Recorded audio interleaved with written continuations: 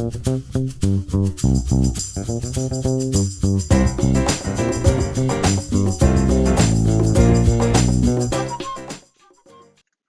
물질과 규칙성, 물질의 규칙과 결합.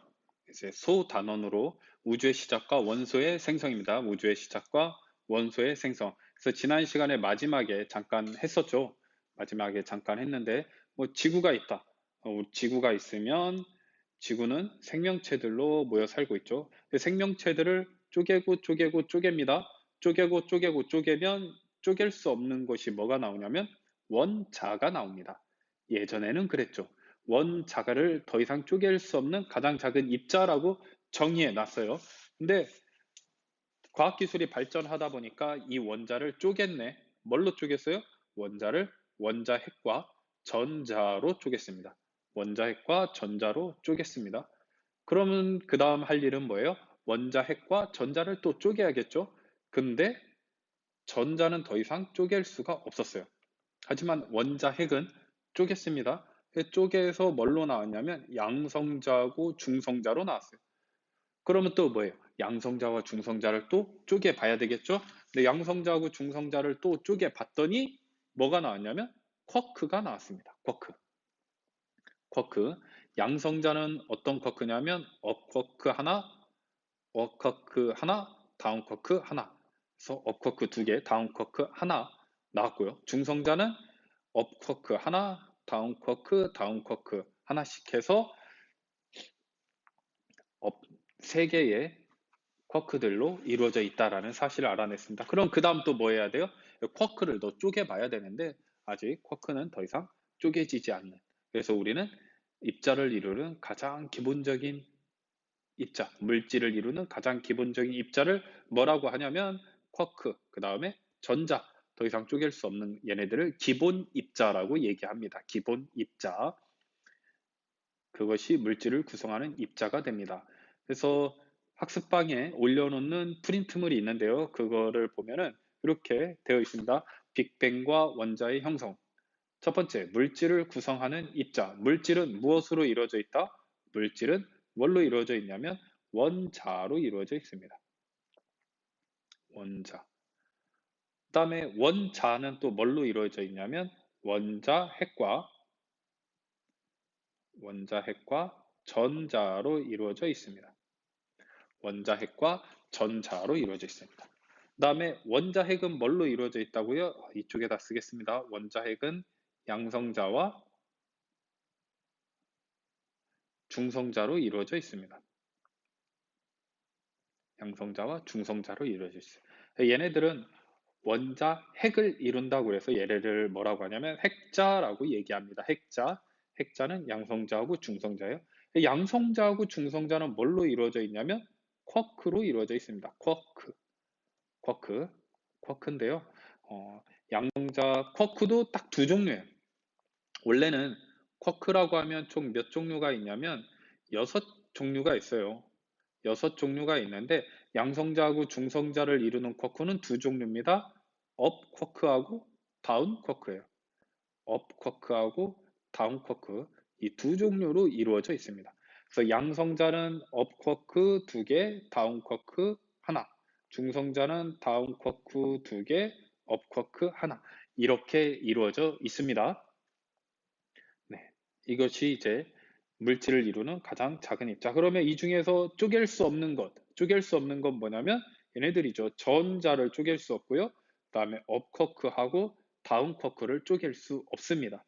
그렇기 때문에 우주 초기에 빅뱅이 일어나자마자 뭐가 만들어졌냐? 업 쿼크, 다운 쿼크, 전자가 만들어졌다라고 얘기를 합니다. 그러면 이제 빅뱅이 뭔지를 알아야겠죠. 빅뱅. 빅뱅이 뭐냐? 얘기를 하려면 맨 위에 있는 사람부터 얘기를 해야 돼요. 맨 위에 있는 사람 누구예요? 맨 위에 있는 사람은 에드윈 허블이라는 사람이에요. 에드윈 허블.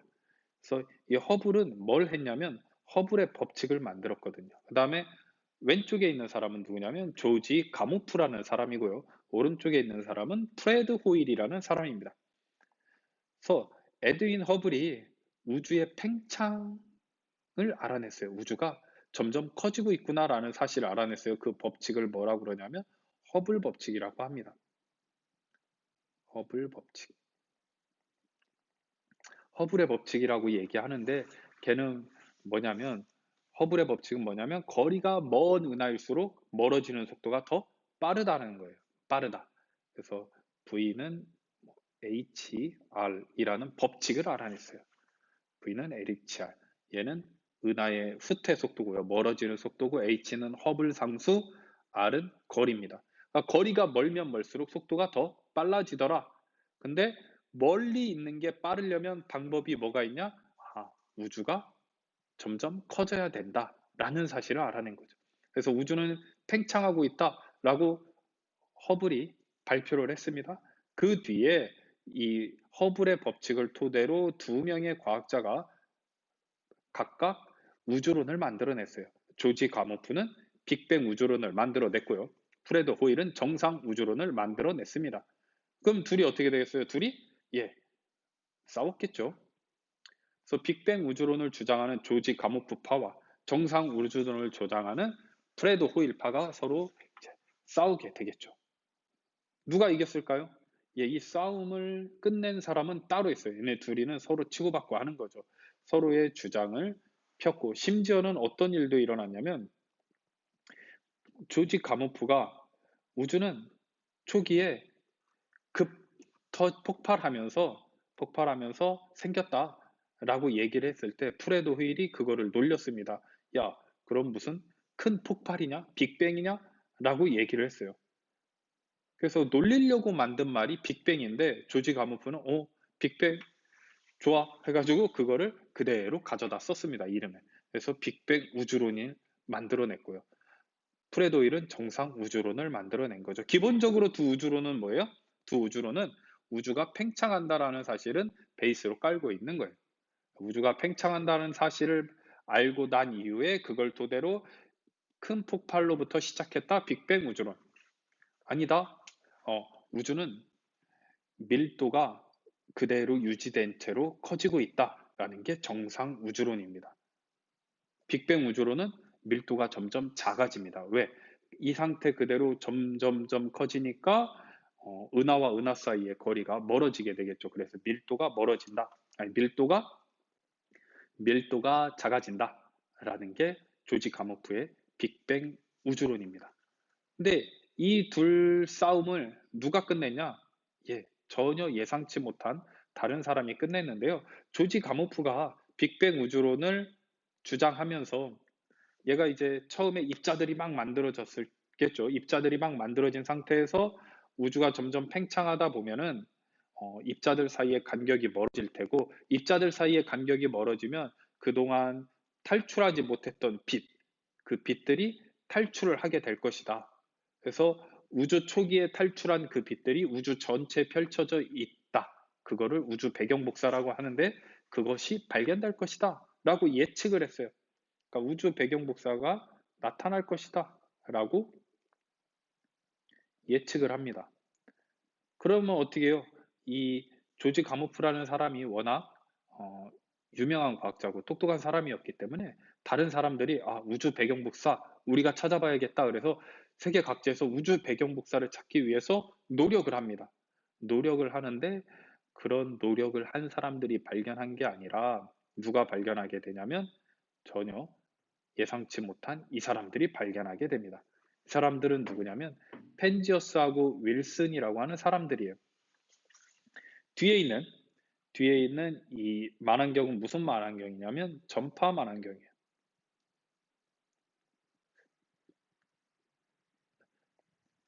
그래서 이 전파 만안경으로 신호를 수신하고 해야 되는데 이 신호를 수신하다 보면 뭐가 생기냐면 잡음이 생깁니다. 이 잡음을 없애기 위해서 굉장히 노력을 했는데 노력에 노력을 더해도 없어지지 않는 잡음이 있었어요. 근데 놀랍게도 그 잡음이 전체 우주 어느 방향을 둘러봐도 그 잡음이 똑같이 생기는 거죠.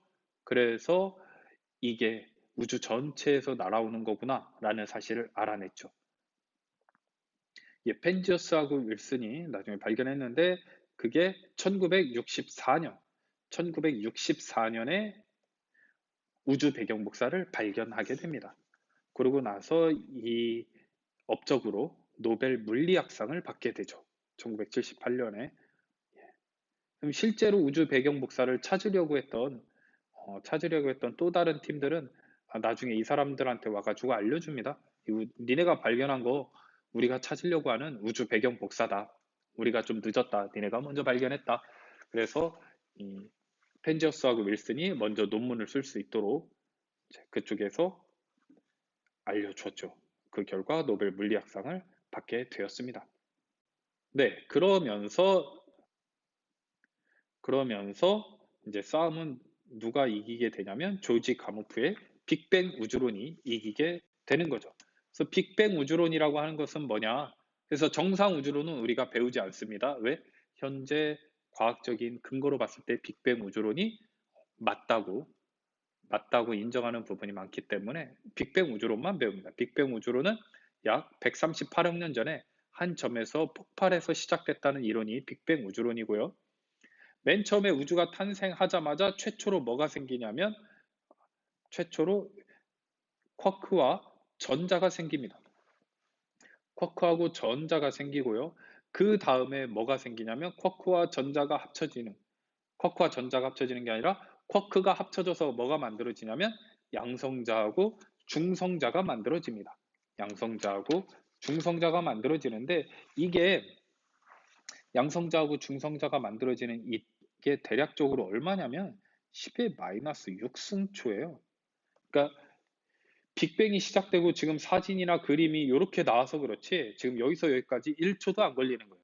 1 마이크로초 정도 되는 거죠. 그럼 여기는 얼마냐면 여기는 10의 마이너스 32승초래요. 그러니까 얼마냐면 0.0232개인 0.0000 해가지고 그 얘기는 뭐예요? 굉장히 짧은 시간에 쿼크와 전자가 만들어지고 또 굉장히 짧은 시간에 양성자와 중성자가 만들어지게 된 겁니다. 그 다음에 양성자와 중성자가 만들어지면 사실 이 양성자라고 하는 것은 그냥 수소 원자 핵이기도 해요. 그러면서 여기 있죠. 수소 원자 핵이 만들어지고 수소 원자 핵, 그 다음에 얘네 합쳐지면 수소 원자 핵과 중성자가 이렇게 합쳐지면 뭐가 되냐면 헬륨 원자 핵이 됩니다. 그래서 헬륨 원자 핵이 또 만들어지죠. 헬륨 원자 핵이 만들어지고 쭉 이어가다가 뭐가 이제 만들어져야 되냐면 원자가 만들어져야 돼요. 근데 원자라고 하는 것은 뭐냐면 원자 핵에 전자가 달라붙어야 원자거든요. 그래서 이 원자가 만들어지려면 여기 있죠. 얘네들이 만들어지는데 원자 핵에 전자가 달라붙습니다. 그게 얼마냐면 약 38만 년 이후에요. 빅뱅이 시작되고 38만 년 이후에 얘네들이 결합을 하기 시작합니다. 이때 뭐가 나가냐면 우주 배경 복사가 방출이 되는 거예요. 우주 배경 복사.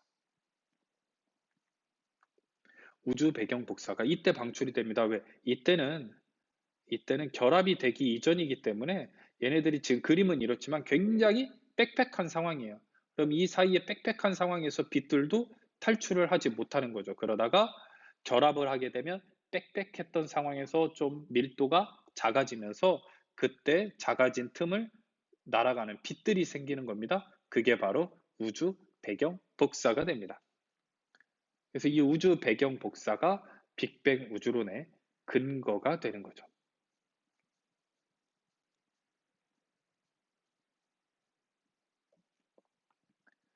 그래서 최초의 입자는 뭐냐? 그 쿼크와 전자고요. 쿼크와 전자. 그다음에 양성자와 중성자가 만들어지고 그다음에 원자 핵이 만들어졌죠. 원자 핵은 뭐예요? 원자 핵은 양성자하고 중성자가 결합을 하면 됩니다. 뭐 혹은 양성자 하나 있으면 그건 수소 원자라고 했죠. 그다음에 원자는 어떻게 만들어져야 돼요? 원자는 원자 핵에 전자가 달라붙습니다.